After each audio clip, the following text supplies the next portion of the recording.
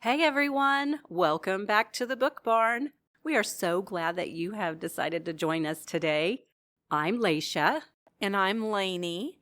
Today, we will be joined by author Judy Smith to talk about her debut novel, The Golden Years Glitch.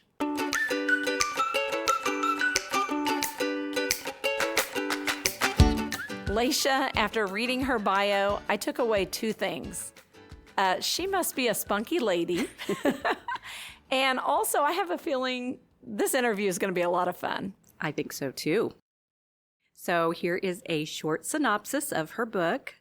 The Golden Years Glitch follows 70-year-old firecracker Andy Parker, a successful businesswoman, devoted mother, and a so fun grandmother. She is also looking forward to her golden years with her sexy silver fox husband, Jed. Let's get Judy on the phone. Hi. Hi, hello and welcome. I'm Lasha. Hi, Lasha. How are you? I am doing well. I hope you are too. Yep, it's snowing here, but I'm good. Hi, Judy. I'm Lanie. Hi, Lanie. We've been looking forward to this phone call. Thank you so much. This is nice. So where are you located? I'm right outside of Philadelphia in a suburb. Oh, okay. Well, we are in southeast Kansas. Oh, okay. For some reason, I thought it was Chicago. Oh, no, we are Kansas girls. Very nice. So, Judy, we'll just jump right in, okay? Okay, sounds good, hon. So to start out, we want to ask you about your dedication page. In your book, you mentioned your kids and your best friend, and they must be so proud of you. But it didn't escape our attention that your best friend is, in real life, Ellen, and in the story, Ellen. So is this book, is it fiction or is it nonfiction? It is fiction, and Ellen is my best friend, just like in the book. And some of Ellen's personality goes through in the book, but it's kind of a culmination or combination of several of my different friends. So I kind of create the characters on people that I know and then mold them into themselves. It's hard to write a book in the first person without having a lot of your real life in it, and some of the book is structured on my life. Sure. Some of it. Yeah. Some of it. Some of it. Yeah. I keep saying that, some of it, because I want my older granddaughters, I don't particularly want them to read the book, at least not right now, but they are in their 20s. But I keep reminding them that this is not my story. It's some things that happened to me, but it's not my story. Not your story. And Judy, I wanted to ask you, who did you write this book for? Who do you see as your target audience? I live in an over 55 community, and I'm involved in a couple of book clubs that we have here. And we're always searching interesting books about interesting women who are in their 60s and 70s and older. And there's a limited amount of books. So when I started writing, it was with that in mind. Sure. That it's an untapped market, I think, or an overlooked market. Right. And there's a bunch of readers in that market. Yeah. So, yes. Yeah. Yes. Good choice, I think. And then we were just talking about our daughter-in-laws, and we were thinking they probably wouldn't really enjoy this so much. Not yet. No. I think you definitely have to be older to understand and appreciate some of the emotions. Exactly. I agree. Yeah. You have to have some life experience there before they can really grab hold and understand what you're talking about. Absolutely. Right.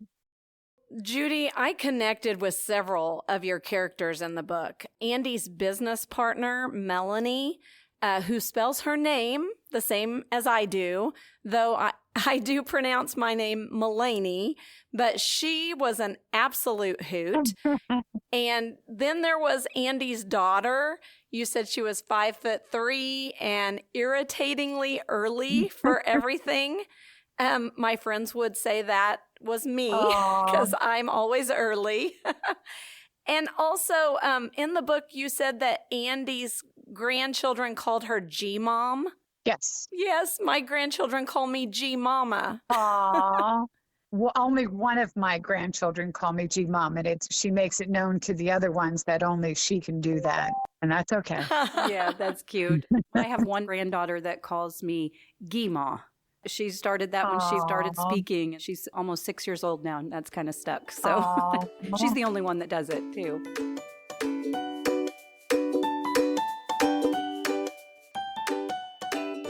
So it's never too late to try something new. What finally pushed you to sit down and write your debut novel at 70? Retirement, actually. I've been writing since a child, whether it was in my diary or writing stories and short stories. And then in my 50s, I published a series of life lesson gift books. They're like the type you find in Hallmark stores, Oh, yes. like the smaller, square looking books. In fact, they're sold in Hallmark stores. And I really enjoyed that. And my plan was once I retired, I wanted to start seriously writing. I love that. Maybe when I was about 67, I started to retire, and it was because I had the time. If I had had the time when I was younger, perhaps I would have done that, but I simply didn't have it. Because like Andy, I had my own business, and that was very consuming, Sure. and my family. So it was just simply the time. In what ways do you feel that your years of love, loss, and life experience show up on the pages? Well, first of all, I did go through a similar situation that Andy went through, a totally unexpected, just like a big slap in the face in my relationship. She took a different direction than what I did because my situation wasn't as devastating. But you do bring your life experiences. I think anybody who writes, you bring them, whether it's your anger, your joy, your love, your confusion. There was a lot of times in my life from my childhood on that were very difficult. So writing became an outlet for it. And certainly this book did too. Well, your protagonist, she is sensual and strong, qualities not often portrayed in fiction after a certain age. Right. So why was it important to you to give her that kind of voice? Because I want to show that in your 60s and 70s, you can be strong, you can be sexual. And I personally don't want to be dismissed as being too old to be a viable sexual woman. And I think most women, all women, we want to feel that way. We don't want to let go of that. It's too easy to let go of it. I still want to feel strongly and physically, emotionally, sexually, in every way. And but I feel the changes. I recognize, my bad knee when I go up the stairs or different, new wrinkles, but I still feel vital. And I don't want that to go away. I don't want it to go away ever. We don't. We Yes, never do. no. No, I want to continue with being as vital as I can be. Sorry. I'm babysitting a dog. Oh. So the beloved husband, he just doesn't quite get how Facebook works. No. I think maybe we all know somebody kind of like that, but do you consider yourself techie? Not at all. Not at all? That's what I have grandchildren for. Not at all. Right? Do you Facebook? I do Facebook, but I don't really post anything, but the kids will tag me. So I guess that's doing Facebook. Yeah. But I don't post. I don't do Instagram. I think I would like to, and maybe I will look into it. My kids sent me things and try to set up a TikTok Oh, yes.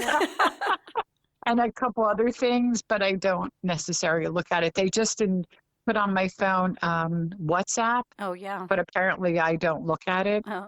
because they'll post things and ask me if I saw it. So no, I am not techie, and I doubt that I ever will be. Well, you need an author page. Do you have an author page? I do. You do. Okay. My granddaughter put that together. Yes. Oh, nice. Yeah. Yeah, that's great. I'm just techie enough to get myself into trouble is what I am. Just like that husband. I always have that fear that I'm going to send a text to the wrong person. Oh, I have that fear too. Yeah. Yeah, I've actually done that before. I think we all have. Yeah. Probably, yes. The lines in the book about the convertible had me laughing out loud. I personally have wrestled my way in and out of one more than once, and I thought that was very humorous. And when Andy jumped on the trampoline with her grandkids, hysterical. I felt seen.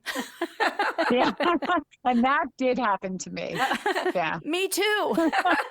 Yes, Lanie has a big trampoline. She jumps with her grandkids. Oh, I've had it for years. My parents bought it for me when I was 8, and I'm in my 50s now.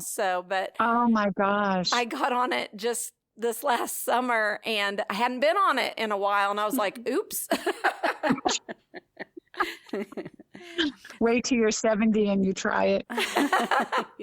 It just takes a couple inch jump and it's all over. So, Judy, can you take us on kind of a behind the scenes of a typical writing day for you? Do you have a ritual or a routine that helps you just get those words flowing? I really do. I go to bed really early. I'm usually in bed and asleep by 7:30, and I get up around 2:30 to 3. Oh, wow. I just like the morning. It's always worked best for me. I know it doesn't allow me to have much of a personal life by doing that, but so when I get up, I like to write about 3 o'clock, and I'll write for a couple of hours, and then I swim every morning at 8. And if I feel inspired, then later on the day, I'll continue to write.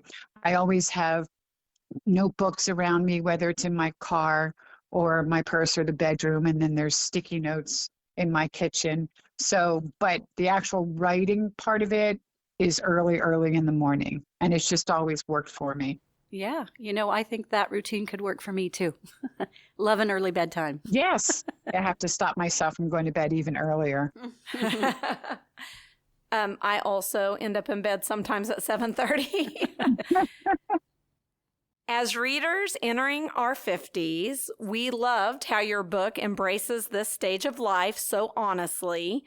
What wisdom or advice would you share about stepping into this chapter with grace and humor? Grace and humor. Well, I think for the most part that I know from a lot of the friends and acquaintances I have where I live, that we as women, we start to care less about things that are like generally insignificant in the scale of things in life. And I find that as I get older, it's easier to laugh at things that used to seem so important. And in a strange way, I feel more dignified and I'm 71. I care a great deal still about how I look, how I dress, and I want to continue to be the best me that I can, but I don't worry anymore what other people view of me or if any misconceived images that they have of how I should be. Oh, I love that. Mm-hmm. So it's a strange feeling. It's like the day I turned 70, I felt completely different in my shoes. I just felt like I was able to get rid of a lot of anxiety that I was ridden with for a while. And it's a whole different feeling. It's like a rebirth. For me, it was. I'm looking forward to that. Yeah. And a lot of it is retirement too. My kids are older, obviously, and the grandkids are older. I've retired. So I don't have the same stresses on my life that I did. Even in my 50s, as you are, there's still a lot of stress. So I felt like whether I imposed a lot of the stress or, things just changed for me and I felt freer. That's probably the way it is, freer. Yeah. So I had to read one of the lines from your book. It's at the end of chapter 27 to my husband. It said, "So 4 old ladies sat on a porch with golden autumn winds blowing around them. We looked at the lake, smoked a joint, and talked about our vaginas." He was really interested in what the rest of the book said. I just asked Lanie earlier, I'm like, are we supposed to be doing that? That comes as you get older too. Okay. In fact, it's a common conversation around me with my friends of pelvic floor exercises. So at some point in your life, you're probably going to be talking about that. Okay. I believe you. Just and keep that in mind. we'll be prepared for that. Yeah. And there's actually experts that help you with that. Just saying. Okay. Good to know. Yeah, Good to know. Okay, Judy. Time for a little rapid fire round. We got these questions from your book. Okay. All right. We both have little coughs sorry about going that. on. We're clearing our throats all the time. So, all right, here we go. Religious or spiritual? Up until about a year ago, I would have said I was spiritual, and now I'm definitely religious. Okay. Oh my goodness. Okay. What superpower would you like to have? I want to breathe underwater. Definitely. Ooh. She wants to be a mermaid. Yes. I tried scuba diving for that reason. Didn't work out so well. So I would just like to be able to free breathe underwater. Yeah. All right. Favorite book? Snow in August. It's kind of an unknown book by Peter Hamill, and it's about a 11-year-old Catholic Irish boy and an older Jewish rabbi. And it's set in Brooklyn I think it's in the 1940s. It's touches on the differences, obviously, in their life, and they're dealing with violence where they live and anti-Semitism. So it really stuck with me. Oh my goodness. Yeah, I'll be putting that on my list. definitely do that. It's one of those books that just really captures you. Okay, so what song do you play loudly? I think I even made a reference to this in the book. It's Phil Collins' In the Air Tonight. Yes. You know, the drum solo and all that. So I like that really loud. I like to pretend I can play the drums. Oh, nice. I can't, but Lanie can. I can. nice, really? Yeah, I was a drummer in high school. Oh, wow. You are so up on my cool list now. Oh, thank you. That's awesome. Wow, very cool. So if you could spend an evening with anyone, alive or deceased, who would that be? Living, it would be Tony Robbins, the motivational speaker, and deceased, it would be Hemingway. Good choice. Yeah. Okay, this one is also from your book, and I don't know if it's true or not. Were you really good at free throws? Oh, I sure am. I still am. Ooh. Yep. Okay. So could you actually have beaten Michael Jordan? I'd like to think so. Yeah, I'm really good. Oh, good. That's awesome. I played basketball as well, and Did you? I wasn't horrible at free throws, but I wasn't that great. But Judy, I'm only 5'3". And I'm almost 5'11", so I have a little bit of an advantage. Oh, sweet. Yeah. Yes. Yeah. And I would have just been cheering you on from the sidelines. I was a cheerleader, so. Yes, she would. Okay. So do you have an Achilles heel? Yes, I think that would be accepting that it's okay to relax. I tend to feel guilty if I'm not doing something or serving a purpose. Mm-hmm. So I think that would be mine. I understand that. Yeah. Okay, we need to talk about Jed for just a second. Okay. Should Andy have poisoned his White Russian?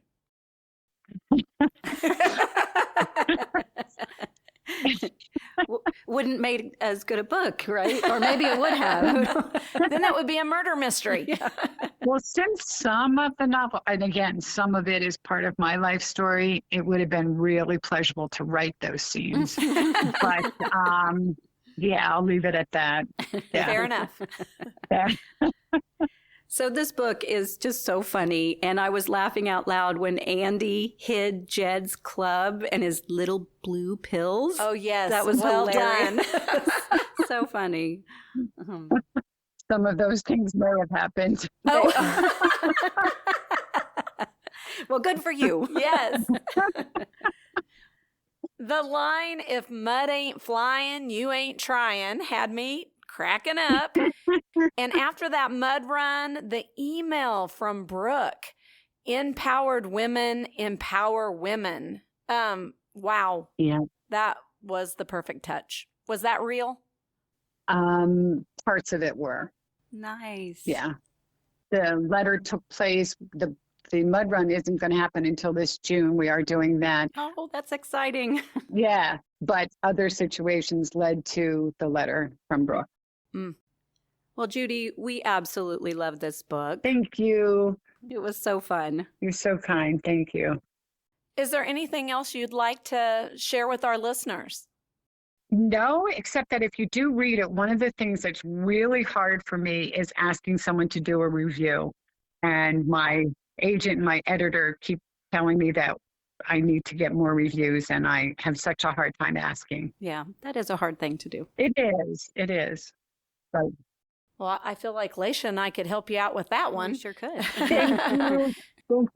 Thank you. Yes. Well, we do want to thank you for joining us for the podcast. We really do wish you the best of luck. We really enjoyed the book. I'm glad. Thank you so much for your kind words. Yes. And since you liked Melanie, the next book is Melanie's story. Oh, that's good to know. Well, maybe you'll join us again. I would love to. Well, we hope you have a very lovely day babysitting your puppy. Yeah. I'm going to take him for a walk now in the snow. We'll see how he does. Oh, yeah. All right. Well, thank you, Judy. Thank you very much. You're both so kind. Be well. Bye-bye. Bye-bye.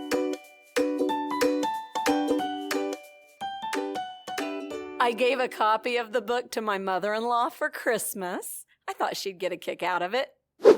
We'd like to give a warm welcome to my mother-in-law, Gloria. Hello, Gloria. Hello. So our first question for you, would you mind telling us the year that you graduated from high school? Yes, I would mind. It was 1967, a long time ago in a faraway place. I thought you graduated from Independence. I did. That's Yeah. not that far away. Well, to me it is. Gloria, do you have a favorite book or an author that has stayed with you over the years? Not really. I don't tend to look at who wrote the book. Okay. Tend to read books that draw my interest. Sure. Like, I like true stories. Okay. And I like to read stories about things that women did during the war, during World War II. Okay. And you'd be surprised. Mm-hmm. You'd probably be surprised at some of the things they did that you don't know about. And I just read books that draw my interest. Can you think of any titles that you might want to recommend? Oh, let's see. I put you on the spot there, though. Yeah, you did, because I didn't think of that. Have you ever read the book about things that happened during the Holocaust? We have read a couple of them that are by different authors. Uh-huh. Actually, we read one by a Holocaust survivor. That was the happiest so man, good. The happiest man on earth. Yeah. You would love it, I think. I think you would. You would love it. So you need to read that one. Okay. And then we've read a couple of The Tattooist. I've of read that. Auschwitz. Yeah, I've read that. Yeah. Yeah. And so we've had a couple of those that were fictional, but historical fiction. Have So- you read the one about, I don't remember the name of it, but there was a man that saved all these Jewish people when they were kids. He got them out of the country, and years later, he came to the United States, and the ones that were still alive that grew up and came to America met him. Oh, And they had a thing on TV, on the news about that. That was really interesting. Okay, so we want your thoughts on the Golden Years glitch. Oh, there were parts of it that I would think the lady that her husband cheated on her, I think if I was her, I would have done a lot different. well, Lanie says that she thought maybe she ought to have poisoned his White Russian, his drink. Yes. Yes. Yes. And I like the idea of her friends, being with her, Yes. somebody to lean on. They all worked together Yeah. and they talked about each other's problems, and I like that part of it. To me, she kind of teased her husband, like him staying in the house with her Yeah. while they were going through this. And making him think they're going to get back together, and then turn around and tell him, get lost. Well, her kids were all against that too in the book. Yeah. Well, one of the sons he was really close with, Yeah. but the other children were like, you need to get him out of there. Well, and the granddaughter especially, because Yeah. she saw everything that he had posted on Yes. Facebook. So that Yeah. was Facebook, I'm telling you. yeah. Get you in trouble. Huh? Can. Hopefully my grandkids would feel the same way. Yeah. Yeah. We so enjoyed our interview with Judy. She was a hoot. And I'm telling you, for me, just talking to her, inspiring. She's doing it all. And I hope I am able to do the things she's doing when I'm in my 70s. I was really inspired. Yeah, well, I don't think I could have done some of the things she's done, like the mud thing. She's getting ready to really do that. Is she really? Yeah. She did tell us that that's coming up in, I can't remember what month she said, but that will actually be happening. Oh, I thought the part where they had to drag her up on the hill, on the That mud was hill. funny. Yeah, that was pretty good. There were funny parts in that. Yeah. What was some of the other things? She really does swim every day. Oh, yeah. And let's see, what else does she tell us? She can still shoot free throws. Oh, wow. And I'll tell you, I tried the other day to shoot some free throws, and I used to be decent at basketball, and I did not make 1 out of 10, not really? 1. And so I just really didn't have the strength anymore. So the fact that she can still do that at 70, I'm like, yes, that is amazing. I was not athletic. They didn't have it. They did not have women's sports in school when I went to school. You know, just in gym class, but no basketball or anything like that. But I did. I sang in the choir, and I'm a little artistic, I think. But anything like that, I'm not even going to try it. Well, I know something you're very good at. You're an excellent baker. Your pies are known by many to be the best.